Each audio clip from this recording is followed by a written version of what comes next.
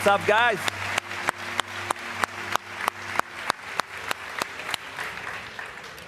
What an audience. Amazing.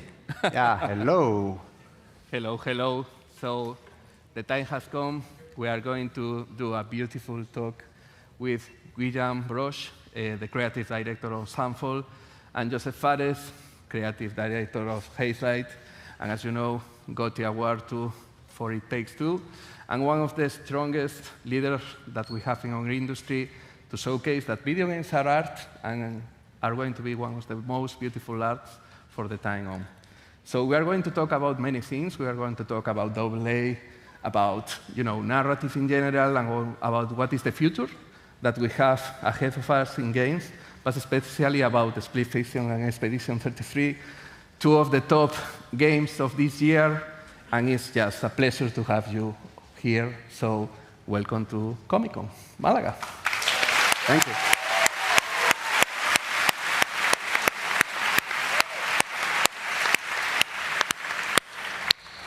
My first question to start this free flow that we are going to jam a lot.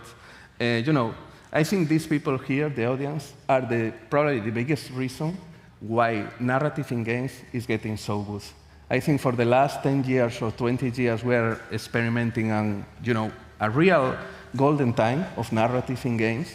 And I would love you to talk about it because I think audience and audience expectations have changed significantly, and they are pushing developers to do better and better stuff in storytelling these days. You want me to start? Yeah. I just want to say it's great to be here, great to be with you. We had a fantastic lunch before, and yes. I mean, and I can just say that you said that It Takes Two is Game of the Year, and I definitely believe that Expedition will be Game of the Year this year. So I'm absolutely sure. So next time we do this together, it's going to be two Game of the Year winners sitting together. But yeah, speaking of narrative, well, my personal perspective of this is that I think we're slowly learning how to tell stories in video games. I think it's becoming better and better. I don't think we're there yet. We're starting to understand what it is to write a story for an interactive experience. So we have to remember, we sometimes look a lot at movies, but you have to remember movies are a passive experience. They've had like over 120 years of exploring how to write a story for a movie. And I think we're on the path of exploring how to write a story for a video game. We're getting better and better. And I still think we have a lot of great examples, one of them Expedition, but I think we can even become better. And the good thing to understand is that we need to separate what a passive experience is, and we need to find a way what it is to tell a story for a video game. I mean, the same argument could be said like when you write a story for a play or for a radio show or in a book. You write in a different way. So we're slowly figuring out about. I'm very positive that we are, on the right path, and I'm very, very proud of being part of this, exploring what narrative could be in video games. Yeah. Oh, you don't have to. We only have 45 minutes, so it would be nice, but thank you so much. Yeah, and to add on top of that, I think something that is very important to remember is that, video game is a very young medium, and technology-wise, we are growing very, very fast. And for example, if you take movies, when you do write for a movie, and a good movie, like usually you try to do a lot through subtext, which was pretty much impossible, or nigh impossible, like 10, 20 years ago when we had very limited technology. And now today with all the new technology with MetaHuman and Unreal 5 that we are using, you can say so much with just the eyes of the characters, the lighting, the mise-en-scène, the cameras, that I feel like we finally reach a point where we have the tools, at least from a cinematics perspective, to compete with other art forms. Whereas before I feel like we tried. And we found it in a way, and I think that you find it in Split Fiction, to tell a very good story through the gameplay itself also.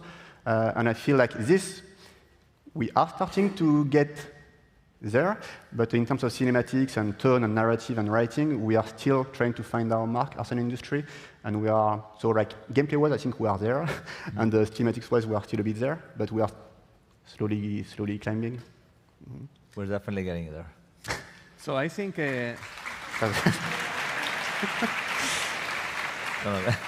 I think one of the things that came from both of your answers is that there is things that we are learning about the medium that are improving storytelling. Sometimes small things, sometimes bigger things, sometimes technology things.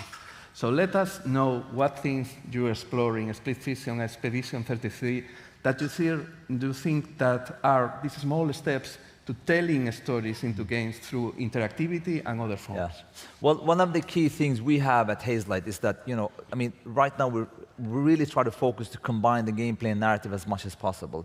So we're really trying to get the gameplay to a level. We have so much variety in the game because I think that's from my background as a filmmaker, that's what I brought in video games, like pacing, how it feels. That's why, you have a lot of, different mechanics going on. I think that's one of the hardest things to do and how to tell the narrative, because sometimes you find gameplay that feels really nice and then you kind of trying to force in the narrative a little bit, and that becomes quite hard. So it's the combination of those that I think we can become even better at. And it's not always, sometimes it is, but it's not always easy to plan for it ahead, because you have a vision in your head and then you try to, you do it, and then when you play it doesn't work, you have to change something. So it's kind of like so comparing it to a movie again, if that's what we're going to compare it to, you literally can write the script from the beginning to the end and then shoot it, because you know how it's going to happen. In a game, you really can't, because you're so dependent of having, at least in a Hazelight game, because there's so much variation, that the pacing feels right, and then you have to adapt the story to it. So that's a constant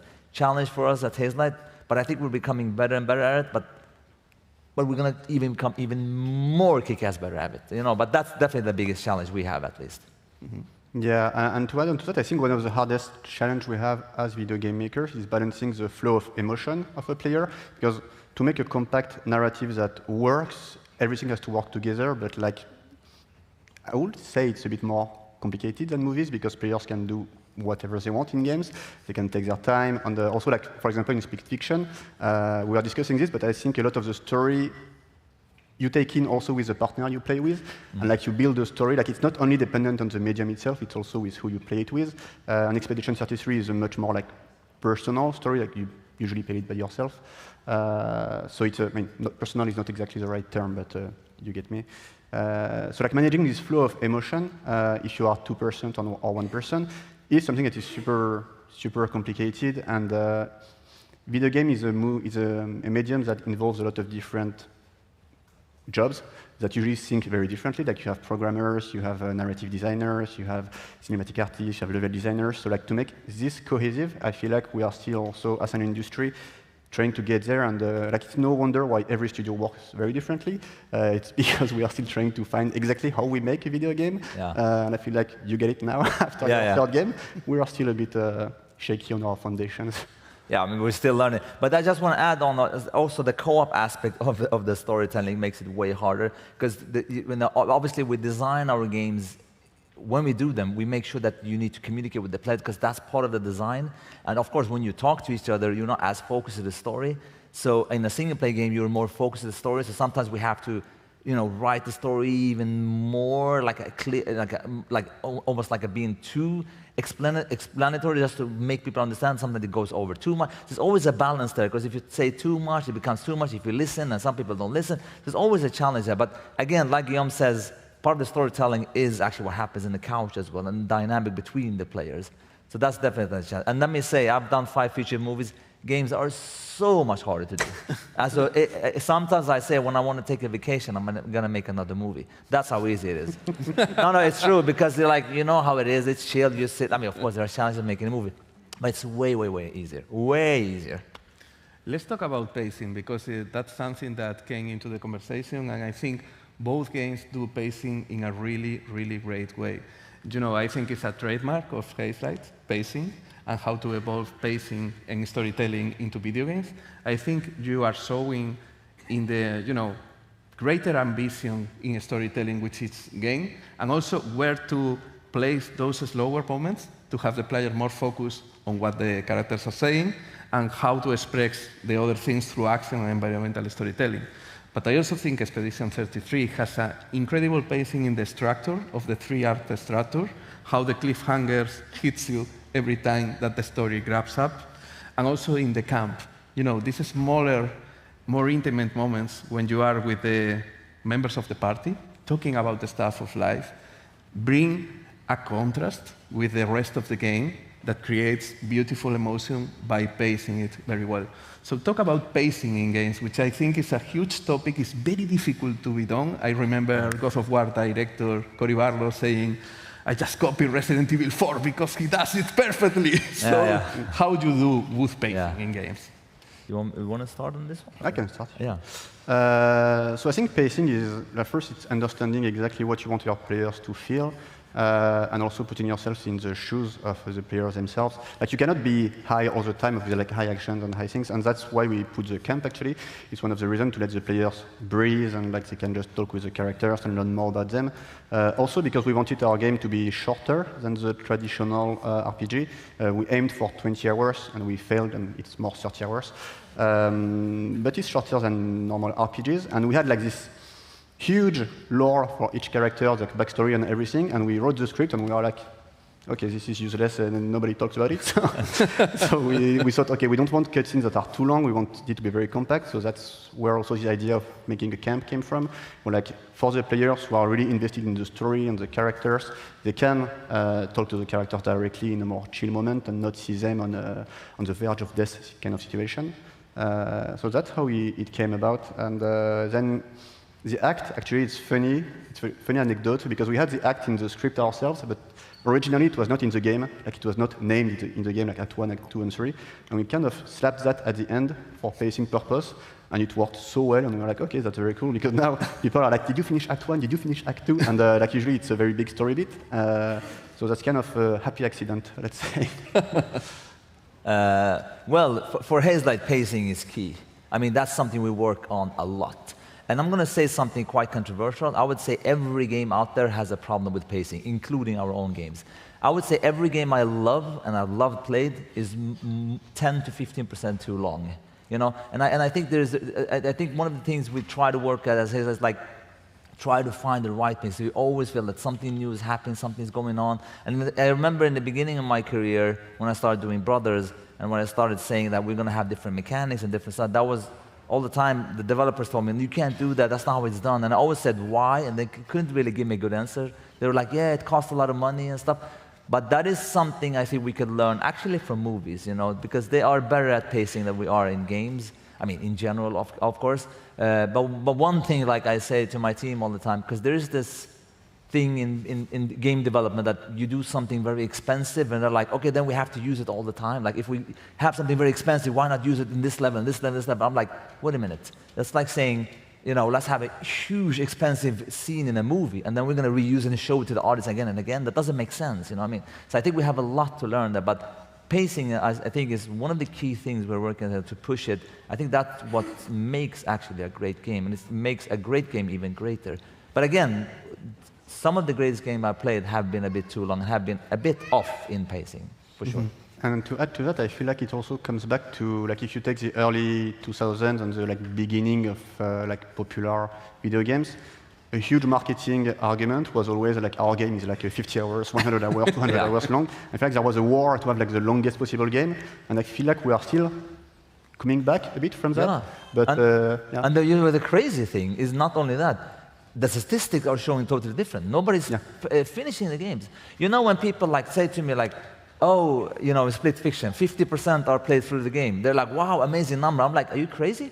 Like, that's like saying didn't. Yeah, but that's like saying 50% went to the cinema and saw your movie, and 50% ran out of the movie. I'm like, what the fuck? That's not good, right?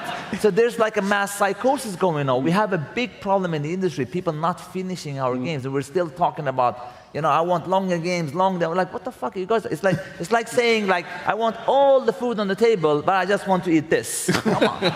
It's like waste of talent, waste of creativity, waste of so many stuff. And here's the sad part.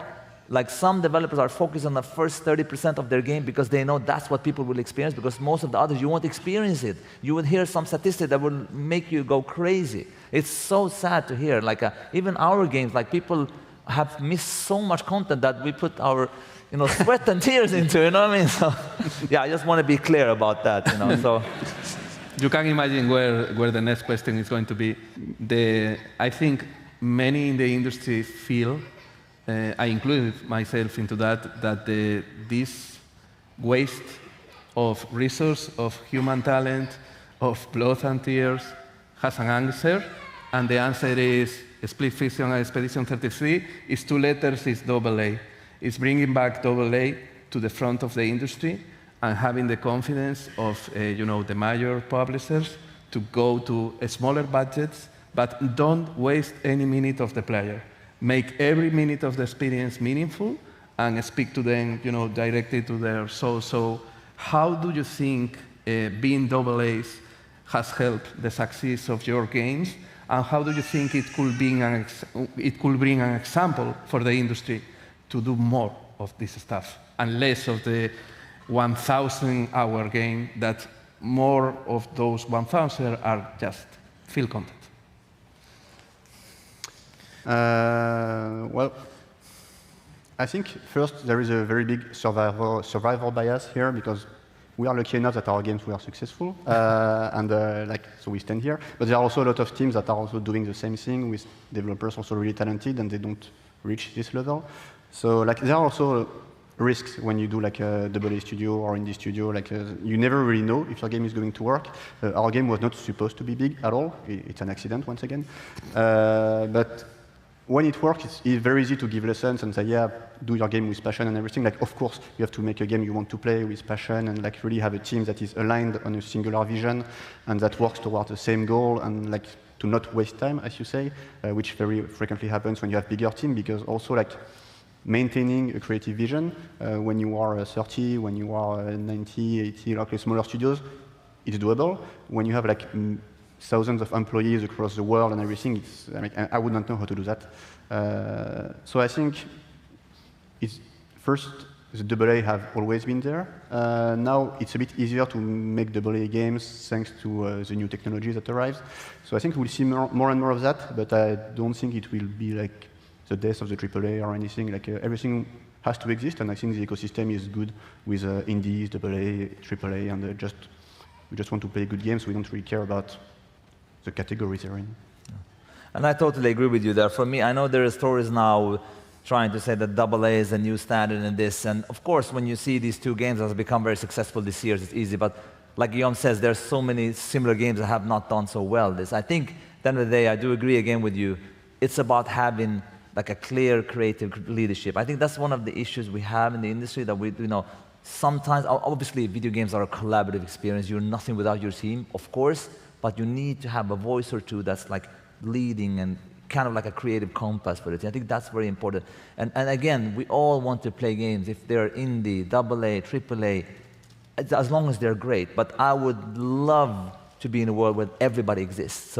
So again, I know that there can sometimes be a narrative where we say AA is taking over. And in a sense, it is making more opportunity for more, smaller teams to make, take bigger risks, creative risks, and that's good. But I also do believe, there are some really kick-ass studios that make fantastic AAA titles, Rocksteady Games, Naughty Dog. Rocksteady Games used to, but at least, but Rockstar. But I'm just saying, there are, as long as we don't have,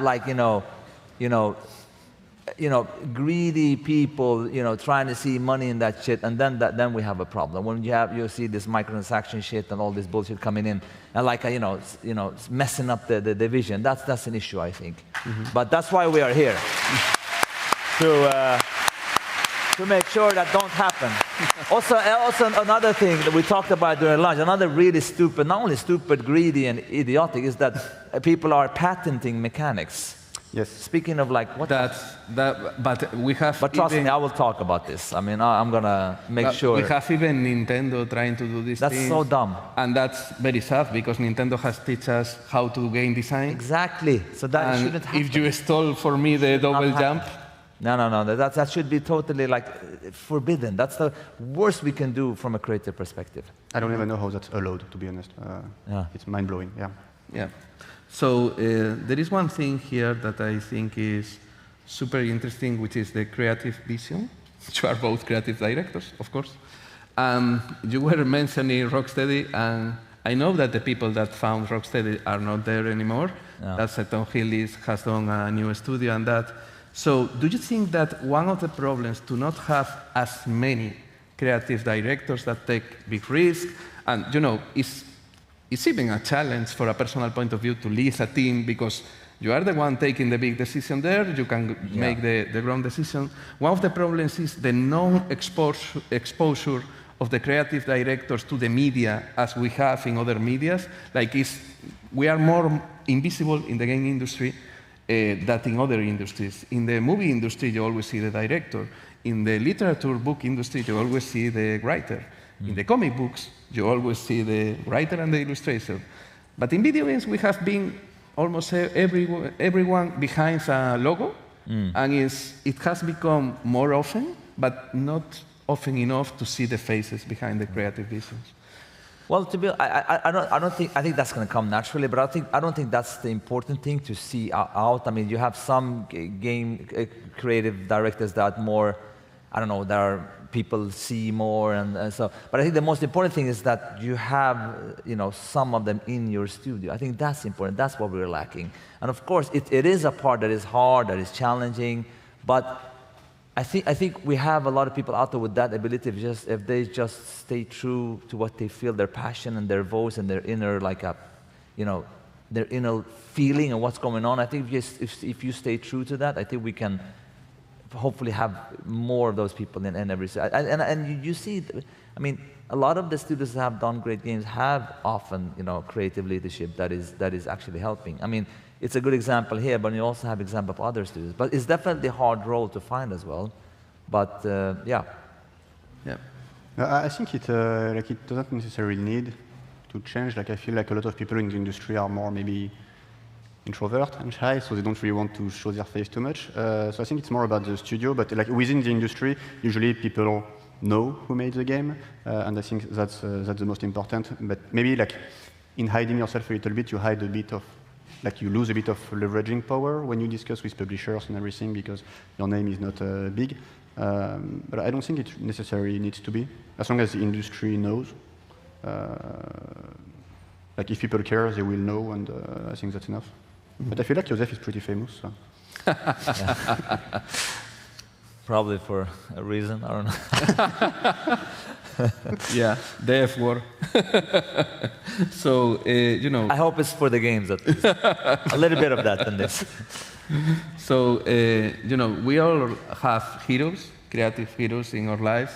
And your creative game, what? Creative heroes in our lives, heroes. People, heroes. People that we look up after. Probably many young game designers are going to look up for your titles and for your creative vision as inspiration for their own work in the future. So I would love to know what are your heroes in different arts that you look up and you think, okay, I really like this art of this guy, and when I'm down, I always remember how it means to me, how it speaks to me. You want me to start? Well, I have many, but I think the original Final Fantasy team for me, like that's a game I grew up with, and like that's what inspired me.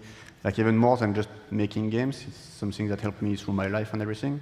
So yeah, I mean the original FF team, Uematsu and Sakaguchi. I would say they are my two heroes of the industry. And in terms of movie, I was super inspired, and actually maybe Sunfall wouldn't exist without the movie Whiplash from Damien Chazelle. I don't know, it pushed me to just do what I want to do and follow my dreams. So I would say these three. But there are more, but I won't make a list. Well, I don't have any specific one. From a gaming perspective, I'm a huge fan. I mean, with the way I fell in love with video games was through Nintendo. So I would say Nintendo is one of my, at least the original ones, as long as they don't patent mechanics. So. But I mean, everybody can fuck up sometime. It doesn't mean. But either way, like I would say, they've been a big part of my inspiration, and I think it's like for me, it's just the passion of how much I love video games. I would say that's my hero. I mean, it's like that's where I get the most energy from. Till today, when I just even now walking here and just seeing I just told my friend Oscar it's so amazing, it's so beautiful. I just love video games. It's such and I just feel so sorry for people who don't love video games. They're missing out so much. For me, when I get to an apartment, they don't have a console. I'm like, it's like you don't have a toilet. How can you live? How can you live without a video game? So it's like, it's like It's just that passion when you push on the game, you're like, oh my God, this is so amazing. And of course, with every industry, we have challenges, we have this and we have that. But you have to understand, the video game industry, I mean, I've been here in it now since 2010, so it's quite a while. It's a very like a passionate place with like very nice people. Like if you compare to the movie industry, like it's a lot of, I mean, of course you have some, you will always have idiots here and there, but in general, it's very, very nice. It's also, I'm very also proud not only being part of this industry, but also be able to push it forward from a creative perspective, and meeting great people like, you know, we met today. Like it's so, I'm just like, I don't know how I went to this, but it's just, you know, it's good. Yeah, I'm telling you, it's good. So I hope like if there's a lot of developers out here, you get inspired by this and fuck shit up and do some great games. Anything else?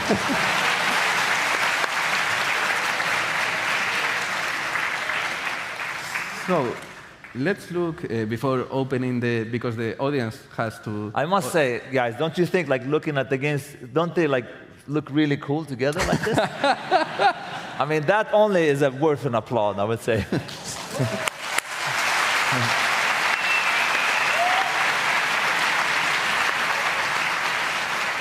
Maybe there should be a crossover, you know? Yeah, we should. We actually took a picture when we hold together the hand. Yeah, it was really nice, actually. Yeah, sorry, you were going to say, yeah. So we will let you ask a few questions, you know, in a few minutes. But last question from my side, I will ask about the future. You know, future for you, I know that you cannot do an announcement of a new game here, but future in games, things you look forward in the industry, and for you personally, as persons that create games, what is in the future? What do you think is going to be, you know, in the next years? Okay, you're talking to the wrong guy here because my confidence is so high. So what I'm saying, like, I describe, no, but this is true. I describe Hazelight as a Formula One car. Like, we're going so good, it's perfect. And I'm telling you, what we're doing now is brilliant, it's amazing. And I even know, the team don't know it yet, what we're doing after this, and it's even more amazing. So the only thing I can say is that it's looking very, very, very, very bright. And there's going to be surprises, there's going to be, there's going to be some really true cool Hazelight games coming in the future. And I'm really happy for us and for the whole industry. I'm happy for everything, so it's good.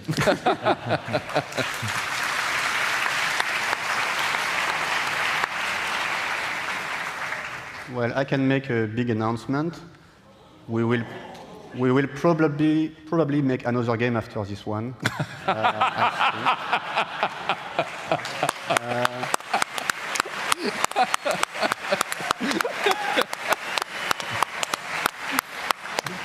Probably. But we are not a Formula One, we are more a little Twingo, like we have our little offices in Montpellier, and we're like, yeah, let's go again. And we're like, yeah, okay.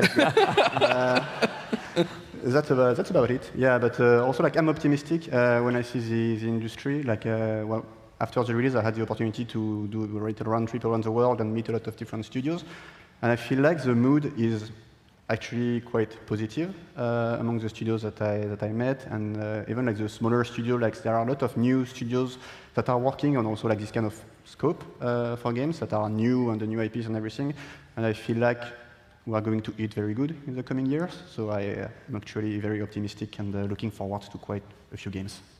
That's very cool.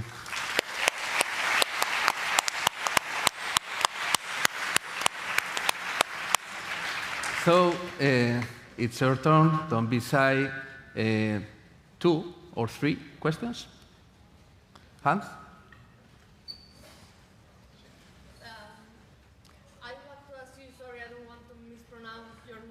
Nobody can say my name, it's fine. I just want to ask, which ending would you choose? No, don't spoil the game. I think people are very sensitive. I can answer, it's like deciding who is your favorite children or child. You have one, but you cannot say it. So I have one, but I cannot say it.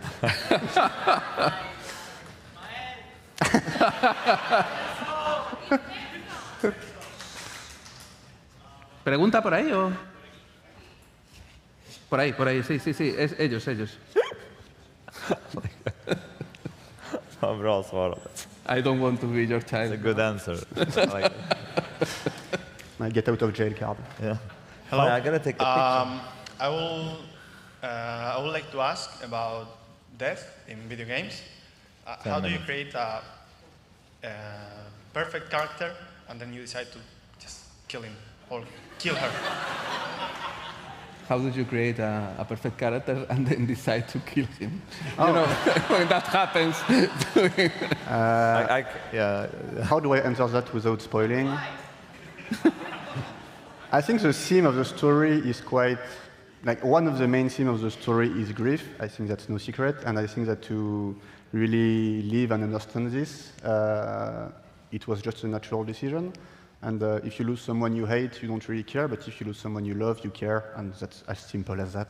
And also, I think like we were talking about narrative in games before, I feel like we need a bit more, like, how do I say that politely, but guts in the industry story-wise, like take more risks and really don't like try to break away from the standard formula and yeah, break the rules. That's fuck shit up, as Josef said. Story-wise, that's also just cool. Thank you. Yeah, there. A lot of questions. Yeah.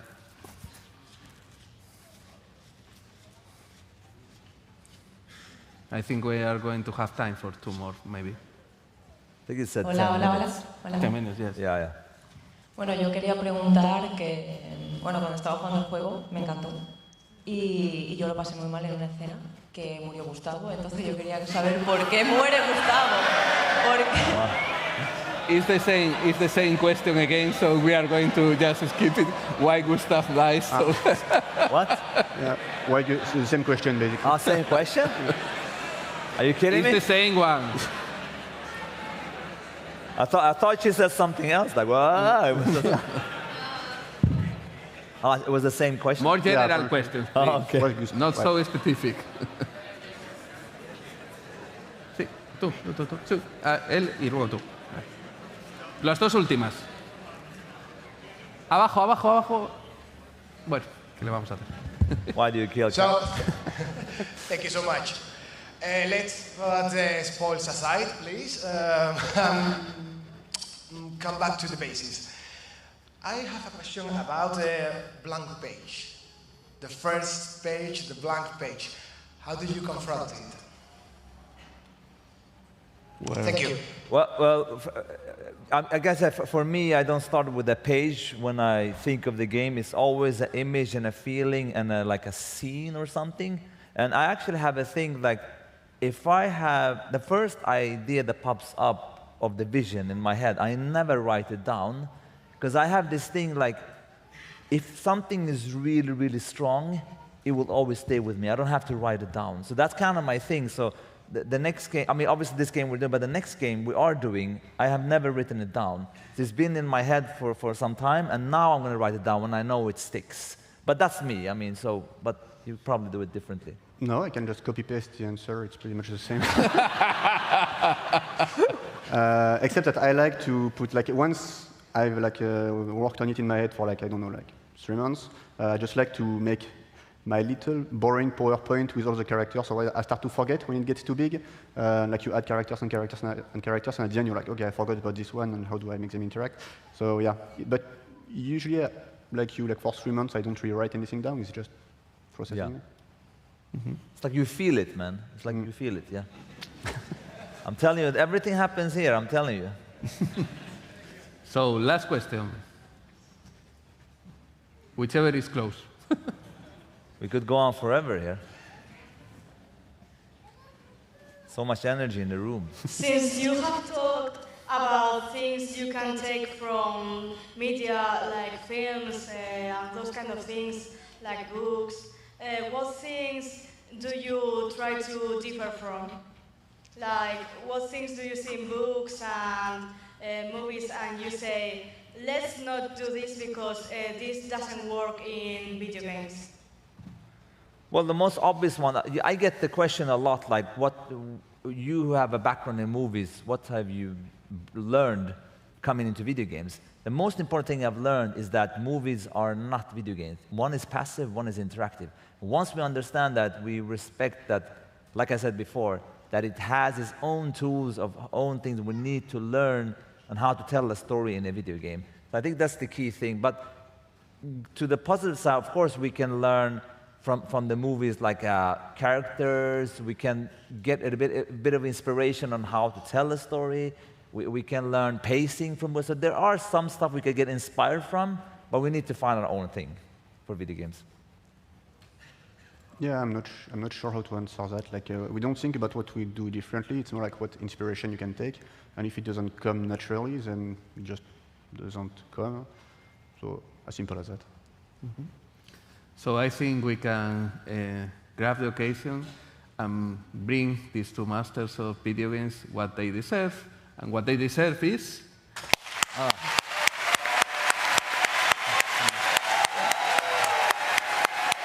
Love it, love it. Yay! Come on,